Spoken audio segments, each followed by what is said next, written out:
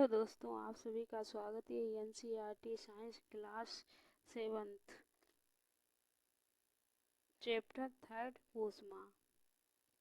इसका हम एक पार्ट करा चुकी हूँ। अगर आपने ना देखा हो तो आप उसे देख लीजिए। यहाँ पे हमारा पार्ट 2 है प्रयोगशाला तापमापी। यहाँ पे हम प्रयोगशाला तापमापी के बारे में पढ़ेंगे और समझेंगे। हम अन्य वस्तुओं को ताप कैसे मापते, जो हमारी अन्य वस्तुएं होती हैं उनके ताप को हम कैसे मापते हैं, उनके बारे में हम पढ़ेंगे। इसके लिए अन्य तापमापी काम में लाते हैं। ऐसा ही एक तापमापी प्रयोगशाला तापमापी है। आपके अध्यापक इस तापमापी को आपको दिखाएंगे। इसे इसे ध्यान में देखिए तथा इसे मापे जा सकने वाले अधिकतम तथा न्यूनतम ताप को नोट कीजिए। प्रयोगशाला तापमापी का परिसर क्रिया -10 सेल्सियस से 110 सेल्सियस होता है। जो प्रयोगशाला तापमापी होता है उसका परिसर कितना होता है? -10 सेल्सियस से 110 सेल्सियस होता है।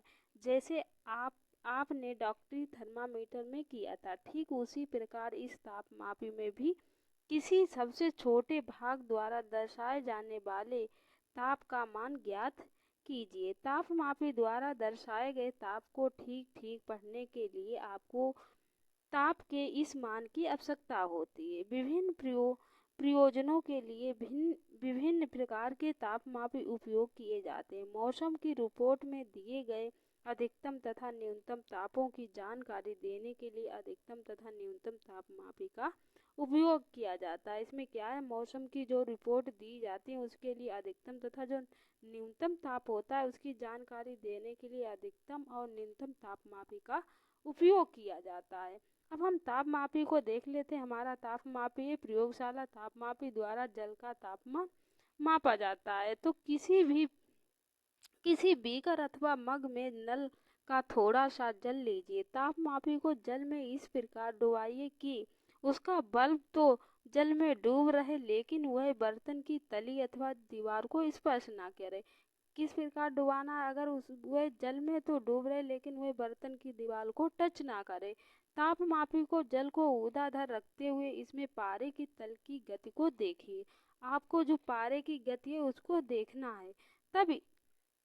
तब तक प्रतीक्षा कीजिए जब तक कि नली के पारे का तल स्थिर ना हो जाए। आपको प्रतीक्षा करनी है जब तक नली में जो पारा भरा उसका जल कैसा ना हो जाए, तल कैसा स्थिर ना हो जाए।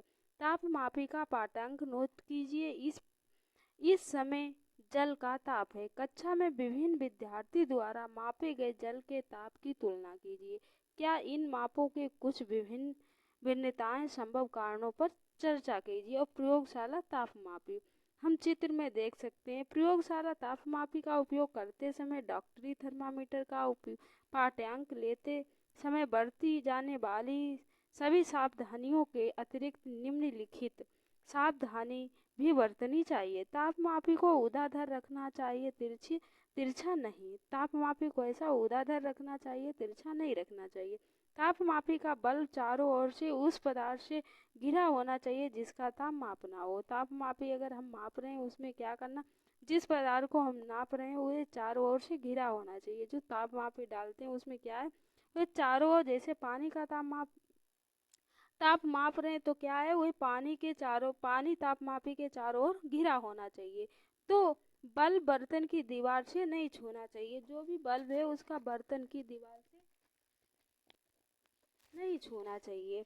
बूझों को अब समझ में आ गया है कि उच्च तापों को मापने के लिए डॉक्टरी थर्मामीटर का उपयोग नहीं किया जाता है, नहीं करना चाहिए। लेकिन वह अब भी उलझन में है कि प्रयोगशाला तापमापी द्वारा उसके शरीर का ताप मापा जा सकता। अब भी बूझों को क्या है, कंफ्यूजन है। अब वो क्या कंफ्यूजन है कि जो भी प्रयोगशाला तापमापी है उसके द्वारा क्या है, मानव अपना टेम्परेचर, शरीर का टेम्परेचर नाप सकता है क्या। तो आइए इस प्रश्न पर खोज करने का प्रयत्न करते हैं। तो क्रियाकलाप 3.5 देख लेते हैं। किसी बीकर या मग में थोड़ा सा गर्म जल लीजिए। तापमापी के बल्ब को जल में डुबाइए। पारे के तल के स्तर होने पर प्रतीक्षा कीजिए। जब पारे का तल स्तर हो तो ताप नोट कीजिए। अब ताप मापी को जल से बाहर निकालिए और सावधानी देखिए कि अब क्या होता है। क्या आप देखते हैं कि जैसे कि ताप मापी को जल से बाहर निकालते हैं तो पारे का तल गिरने लगता है। इसका अर्थ है कि किसी भी प्रयोगशाला तापमापी द्वारा ताप का पाठ्यांक सभी तभी नोट करना चाहिए जब उसका बल्ब जल या उस वस्तु में रखा हो जिसका ताप मापना हो। स्मरण कीजिए कि अपने शरीर का ताप मापते समय आपको पाठ्यांक नोट करने के लिए थर्मामीटर को मुंह से बाहर निकालना पड़ता है। क्या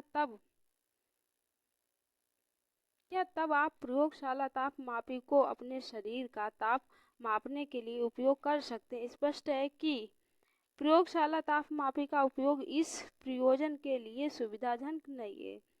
डॉक्टरी थर्मामीटर को मुख से बाहर निकाल लेने पर पारे का तल नीचे ऊपर क्यों नहीं जाता है? किसी डॉक्टरी थर्मामीटर का फिर से प्रक्षेपण कीजिए।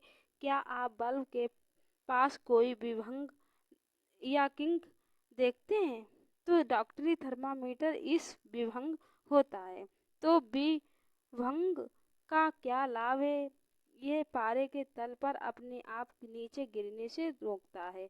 तो बूझो ये जानने के लिए उत्सुक है कि तापमापी का बल्ब किसी वस्तु के संपर्क में आता है तो पारे के तल में परिवर्तन क्यों होता है।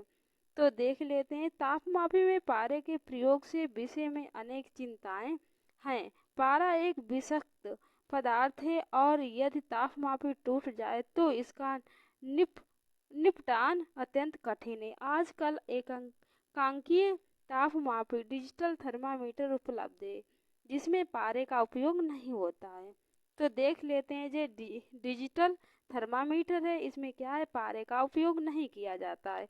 ऊष्मा का स्थानांतरण संभवतः आपने देखा है कि जब किसी बर्तन को ज्वाला पर रखते हैं तो वह तप्त हो जाता है। इसका कारण ये है कि ऊष्मा ज्वाला से बर्तन की ओर चली जाती है। जब बर्तन को ज्वाला से हटा लेते हैं तो ये धीरे धीरे ठंडा हो जाता है। ये ठंडा क्यों हो जाता है? ऊष्मा परिवर्तन से परिवेश की ओर स्थानांतरित हो जाती है। इस प्रकार आप समझ सकते हैं कि दोनों स्थितियों में ऊष्मा गर्म वस्तु से ठंडी वस्तु की ओर प्रवाहित होती। आपको याद रखना है ऊष्मा गर्म वस्तु से ठंडी वस्तु की ओर क्या करती है, स्थानांतरित होती है। वास्तव में ऊष्मा सदैव गर्म वस्तु से की अपेक्षाकृत ठंडी वस्तु की ओर प्रवाहित होती है। तो पहली जानना चाहती है कि क्या इसका अर्थ है कि यदि दो वस्तुओं का ताप समान हो तो ऊष्मा स्थानांतरित नहीं होगी। ऊष्मा किस प्रकार स्थानांतरित होती है, आइए उसकी खोज करें। तो यहाँ पे हमारा दिया गया क्रियाकलाप था 3.6 दिया गया। एल्यूमीनियम या लोहे जैसे किसी भी धातु की एक छड़ क्या करें, छड़ अपना चपटी पट्टी लीजिए। छड़ पर मोम के छोटे टुकड़े चिपकाइए। ये टुकड़े लगभग समान दूरी पर होने चाहिए। छड़ के एक सिरे को एक प्रयोगशाला स्टैंड पर कसिए। यदि आपको स्टैंड ना मिले तो आप छड़ के एक सिरे को ईंटों के बीच में दबाकर रख सकते हैं। आप छड़ के दूसरे सिरे को गर्म कीजिए और ध्यानपूर्वक देखिए।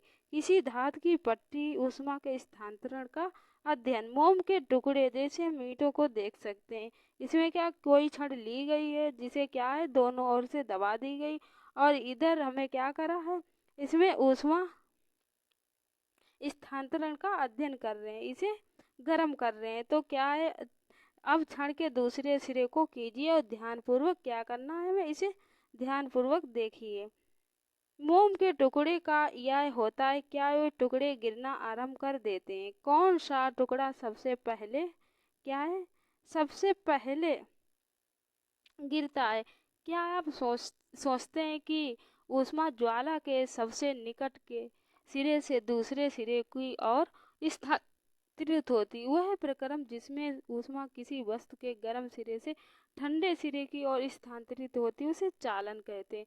हमें याद रखना चालन क्या है, गर्म वस्तु से ठंडी वस्तु की ओर क्या स्थानांतरित होता है, उसी को हम चालन कहते हैं। अगर चालन पूछा जाए तो हमें ये याद रखना है किसी वस्तु को गर्म सिरे से ठंडी सिरे की ओर स्थानांतरित होना चालन कहलाता है।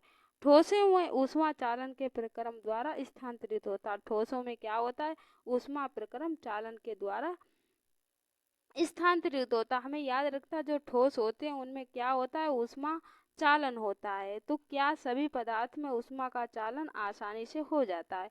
आपने आवश्यक देखा होगा कि खाना पकाने के लिए उपयोग किए जाने वाले धातु के बर्तन में प्लास्टिक या लकड़ी की हत्ती लगी होती है। क्या आप किसी भी तप्त बर्तन को हस्ती से पकड़कर बिना हाथ जलाए उठा सकते हैं?